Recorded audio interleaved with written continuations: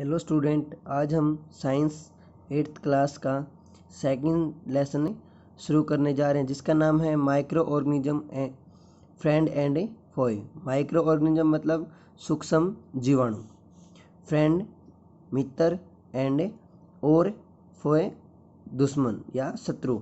You have seen several kind of plant and animal. हम बहुत तरह के पशुओं और पौधों को देखते हैं। However there are other living organism around us which we normally can not see. जो हमारे चारों तरफ है बहुत से ऐसे सूक्ष्म जीवाणु जिनको हम आसानी से नहीं देख पाते। These are called micro organism, जिनको हम क्या बोलते हैं? सूक्ष्म जीवाणु, माइक्रो ऑर्गेनिज्म या माइक्रोब्स। फॉर एग्जाम्पल, उदाहरण के तौर पर देखें, you might have observe that during the rainy season most bread get spoiled and its surface get covered with greyish white patch. तुम वर्षा के दिनों में देखते हैं कि जब अगर हमारी रोटी वगैरह को अगर हम बाहर छोड़ दें और उसके ऊपर पानी वानी गिर जाए तो उसके ऊपर एक सरफेस लेयर या कहें तो परत बन जाती है ग्रेइश कलर की। ठीक है। Observe these patch through a magnifying glass. इस पैच को, इस सतह को हम एक मैग्नीफाइंग ग्लास की सहायता से देख सकते हैं। You will see टिनी black rounded structure. वहाँ पे हमें छोटे छोटे ब्लैक राउंडेड से संरचनाएं दिखाई देंगी। Do you know what these structure are and where do these come. वो संरचना क्या है और वो कहाँ से आई हैं? माइक्रो ऑर्गेनिज्म, सूक्ष्म जीवाणु। अब हमारे पास दो एक्टिविटी हैं, इन एक्टिविटी को हमें करके देखेंगे। क्या है कि हमने कुछ मोस्ट सोयल लिया जिसको हमने एक बीकर जिस और पानी में मिला दिया। अब हम क्या देखते हैं कि जो सोयल पार्टिकल है वो नीचे जम जाते हैं और कुछ अन्य पार्टिकल हमें पानी के अंदर दिखाई देते हैं जिनको हमें किसी माइक्रोस्कोप की सहायता से एक वाटर ड्रॉप के अंदर देख सकते हैं।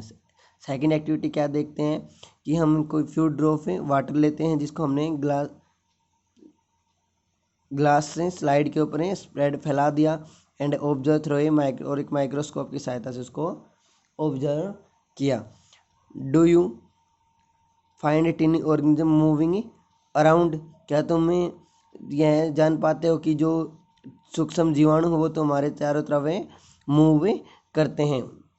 आगे चलते हैं। These observation show that water and soil are full of tiny organism.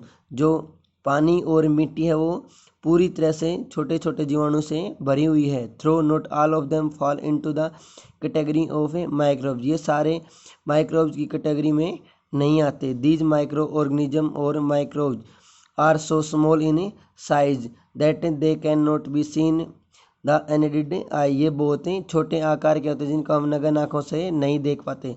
Some of these such as fungus that grow on bread. जो फंगस है वो जो ब्रेड के ऊपर ग्रोथ करता है। Can seen with a magnifying glass, जिसको हम एक मैग्नीफाइंग ग्लास की सहायता से देख पाते हैं। Other can not be scene without the help of a microscope, और अन्य को हम बिना किसी माइक्रोस्कोप की सहायता से नहीं देख पाते। That is why these are called micro organisms और माइक्रोब्स। इसकी वजह से हम इनको क्या क्या बोलते हैं? Micro organism. Micro organism are classified into 4 major groups. हमने इनको 4 बड़े भागों में डिवाइड किया। These group are bacteria, fungi, protozoa and some algae. Some of these common microbes are shown in a figure. जो ये हमारे कुछ आगे इनके डायग्राम दिए गए हैं।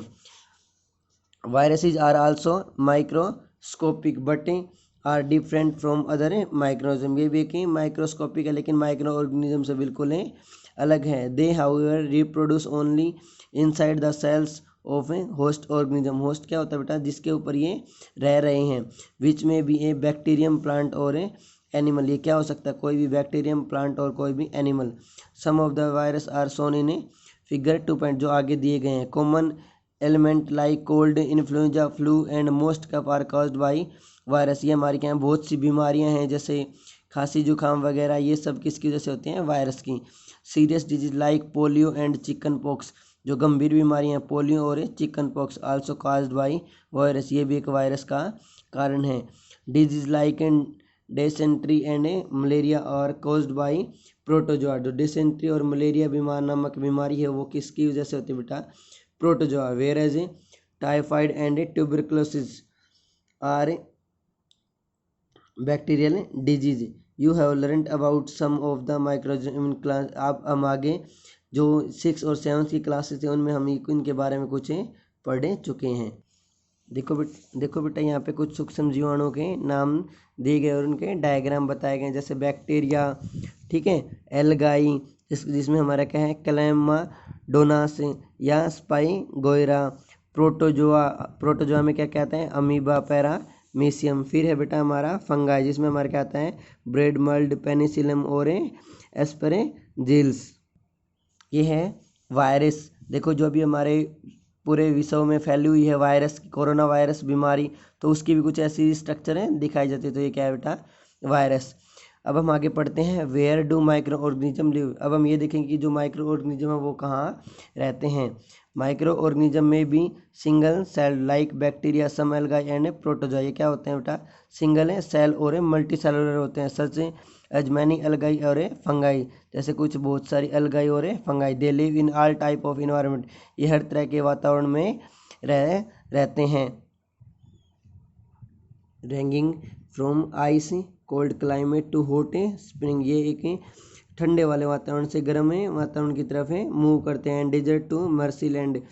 दे are also found inside the body of animal including humans. ये पशुओं और मानव के शरीर के अंदर भी पाया जाता है। सब micro organism grow on other micro organisms while other exist freely. कुछ दूसरे जीवाणुओं के ऊपर वृद्धि भी करते हैं और कुछ फ्रीली भी।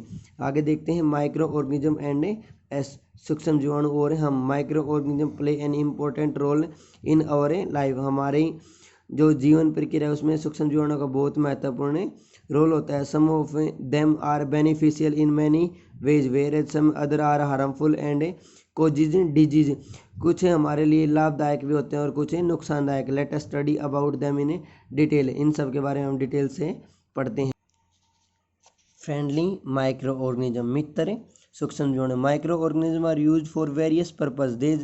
दे are used in the preparation of curd bread and cake. ये दही ब्रेड और केक वगैरह बनाने में भी हेल्प करते हैं। Micro organism have been used for production of alcohol since edges.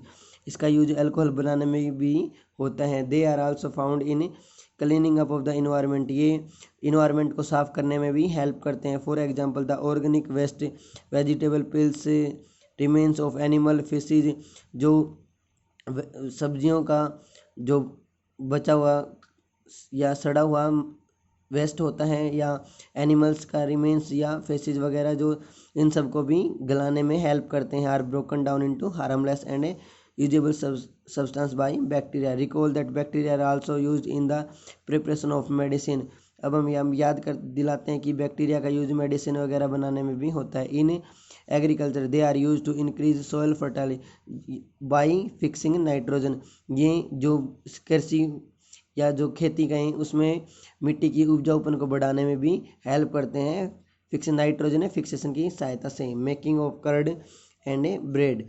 दही और ब्रेड का बनना। You have learned in class 7 that milk is turn into curd by bacteria. तुमने 7th क्लास में पढ़ा है कि दूध किस में बदल जाती है, दही में बदल जाती है। किसकी सहायता से, बैक्टीरिया की सहायता से। Curd contain several micro organism of these the bacterium lactobacillus. दही के अंदर बहुत से छोटे छोटे सूक्ष्म जीवाणु पाए जाते हैं जिनमें हमारे क्या है लैक्टोबैसिलस, जो क्या करता है इसको दूध को किसमें दही में कन्वर्ट करता है। It multiplies in milk and convert into curd. यह है दूध में मिलकर क्या करता है उसको दही में बदल देता है।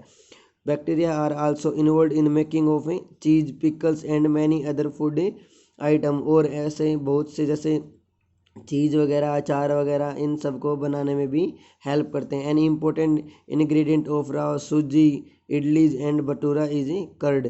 इन सब को बनाने में भी इनका यूज होता है। कैन यू गेस वाई, क्यों? Bacteria and yeast are also helpful for fermentation of rice idli and dosa batter. कैसे ये फर्मेंटेशन राइस इडली और डोसा में हेल्प करते हैं भाई।